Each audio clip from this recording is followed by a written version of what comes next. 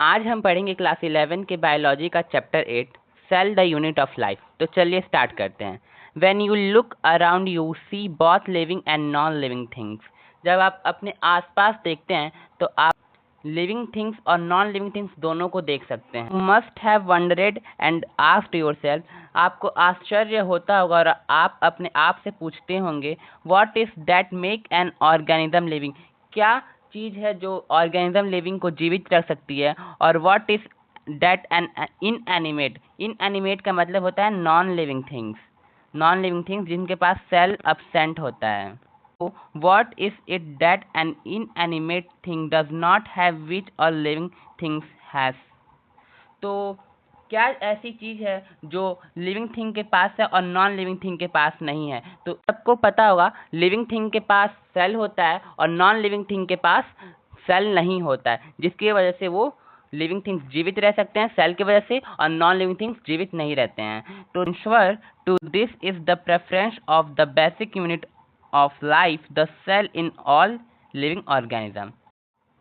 All organism are composed of cell, जितने भी organism होते हैं वो सब कंपोज्ड होते हैं सेल से। कंपोज्ड मतलब होता है बना हुआ होता है सेल से। ओके, और some are composed of a single cell are called unicellular organism. कुछ ऑर्गेनिज्म ऐसे होते हैं जो सिंगल सेल से बने होते हैं जिन्हें यूनिसेलुलर ऑर्गेनिज्म कहते हैं। While other like us composed of many cell are called multicellular organism. तो कुछ ऑर्गेनिज्म ऐसे होते हैं जो मल्टी सेलुलर ऑर्गेनिज्म से बने होते हैं जिन्हें मल्टी सेलुलर ऑर्गेनिज्म कहते हैं। जो मल्टी सेल से बने होते हैं उन्हें मल्टी सेलुलर ऑर्गेनिज्म कहते हैं। ठीक है, तो यूनिसेलुलर ऑर्गेनिज्म में हमारा बैक्टीरिया आ जाएगा और मल्टी सेलुलर ऑर्गेनिज्म में हमारा हायर प्लांट और हायर एनिमल आ जाएंगे। तो आपका इस पैराग्राफ से इम्पॉर्टेंट क्वेश्चन ये पूछा जा सकता है कि लिविंग ऑर्गेनिज्म जो होते हैं वो किस चीज़ से कंपोज्ड होते हैं। तो आप साफ साफ उसका आंसर लिख के आइएगा सेल। ओके, अब आगे बढ़ते हैं। तो आइए देखते हैं what is a cell. Cell क्या है? तो यूनिसेलुलर ऑर्गेनिज्म जो होते हैं वो कैपेबल होते हैं इंडिपेंडेंट एग्जिस्टेंस के लिए। वो जो यूनिसेलुलर ऑर्गेनिज्म होते हैं वो इंडिपेंडेंट एग्जिस्टेंस कर सकते हैं, स्वतंत्र से रह सकते हैं, और and performing essential function of life, और वो भी जो नेसेसरी फंक्शन होता है लाइफ का, जैसे रेस्पिरेशन हो गया, डाइजेशन हो गया, रिप्रोडक्शन हो गया, वो ये सब कर सकते हैं। Anything less than complete structure of cell does not ensure independent living. इसका मतलब ये है जिनके पास सेल नहीं होता है वो इंडिपेंडेंट लिविंग नहीं कर सकते हैं, यानी वो जो नॉन लिविंग थिंग्स है वो इंडिपेंडेंट लिविंग नहीं कर सकते हैं। तो hence cell is the fundamental structural and functional unit of all living organism. Anton von Leeuwenhoek first saw describe all living cell. तो जो एंटोन वॉन लीवेनहॉयक जो थे उन्होंने ही डिस्क्राइब किया था लाइफ सेल को। तो लाइफ सेल जो उन्होंने डिस्क्राइब किया था वो बैक्टीरिया का डिस्क्राइब किया था, ये पॉइंट याद रखना। और जो रॉबर्ट ब्राउन थे उन्होंने डिस्क्राइब किया था न्यूक्लियस। न्यूक्लियस किसे कहते हैं? सेल ऑफ ब्रेन को। तो कुछ ऐसा भी क्वेश्चन आ सकता है, बताइए किसने डिस्कवर्ड किया था ब्रेन ऑफ सेल। तो ब्रेन ऑफ सेल आए ना तो इतना याद रखना कि ब्रेन ऑफ सेल को ही न्यूक्लियस कहते हैं। ओके, तो ये किसने डिस्क्राइब किया था? रॉबर्ट ब्राउन ने डिस्क्राइब किया था, इतना याद रखना। और the invention of the microscope and the improvement leading to electron microscope revealed all the structural detail of the cell. तो चलिए अब आगे चलते हैं। हाँ, इधर एक पॉइंट याद रखना कि जब भी सेल के स्ट्रक्चर को देखा गया था वो इलेक्ट्रॉन माइक्रोस्कोप में देखा गया था। ये इम्पॉर्टेंट पॉइंट है, लिख लेना और याद भी कर लेना कि इलेक्ट्रॉन माइक्रोस्कोप से ही सेल को देखा गया था। ओके, तो अब चलिए आगे चलते हैं, सेल थ्योरी पे आते हैं। ओके, अब आइए देखते हैं सेल थ्योरी। तो in 1838 Matthias Schleiden, a German botanist, examined a large number of plant, observed that all plants are composed of the different kind of cell which form tissue of plant। तो ये जो मैथेशियन Schleiden जो थे ये एक German botanist थे। इन्होंने 1838 में बहुत सारे प्लांट में के बारे में एग्जामिन किया था, स्टडी किया था।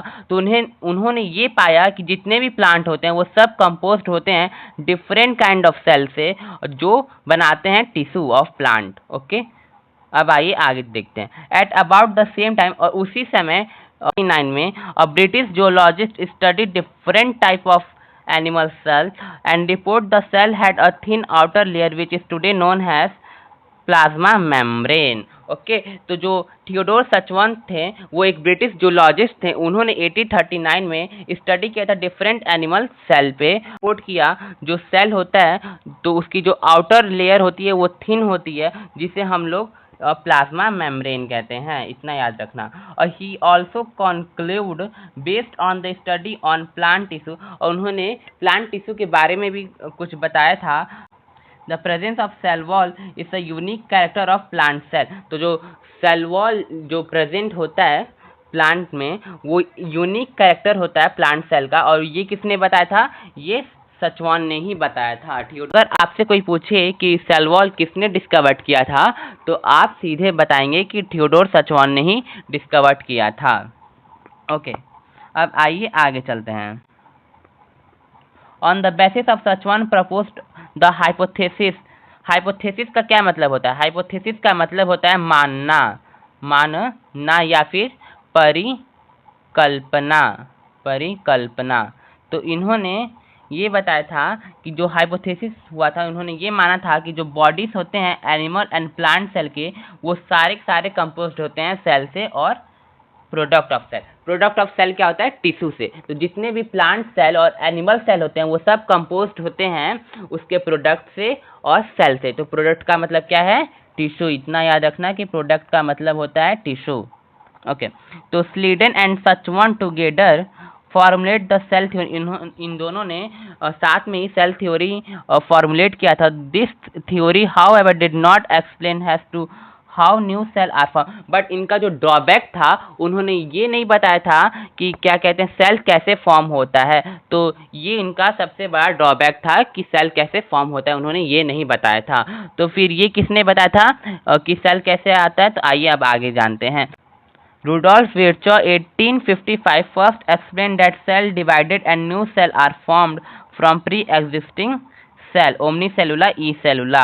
तो जो रूडोल्फ विर्चॉ जो थे उन्होंने ये बताया था कि जो सेल होता है वो बनता है पुराने ही सेल से बनता है, जिसे हम लोग कहते हैं omnis cellula e cellula. He modified the hypothesis. उन्होंने हाइपोथेसिस को मॉडिफाई किया था Schleiden and Schwann to give cell theory a final shape. उन्होंने फाइनल शेप दिया था स्लीडन एंड सचवान ने। Cell theory has understood today is all living organism are compose cell and product of cell. जितने भी living organism हैं वो सारे composed होते हैं सेल से और उसके प्रोडक्ट से। प्रोडक्ट का मतलब होता है टिश्यू, याद रखना। Product of cell, all cell arise from pre existing cell. जितने भी सारे सेल होते हैं, जितने भी सेल हैं वो सब के सब पुराने सेल से बनते हैं। ओमनी सेलुला ई सेलुला, याद रखना। इस पैराग्राफ का एक इम्पॉर्टेंट क्वेश्चन ये है कि जो स्लाइडन एंड सचवान थे इनका ड्रॉबैक क्या रहा? तो इनका ड्रॉबैक ये था कि इन्होंने ये नहीं बताया था कि सेल कैसे फॉर्म होता है। तो फिर एक और क्वेश्चन ये होता है कि ये किसने बताया था कि सेल कैसे फॉर्म होता है? तो रूडोल्फ विर्चॉ ने बताया था। ये इंपॉर्टेंट क्वेश्चन है। अब नेक्स्ट वीडियो में हम पढ़ेंगे एन ओवरव्यू ऑफ सेल।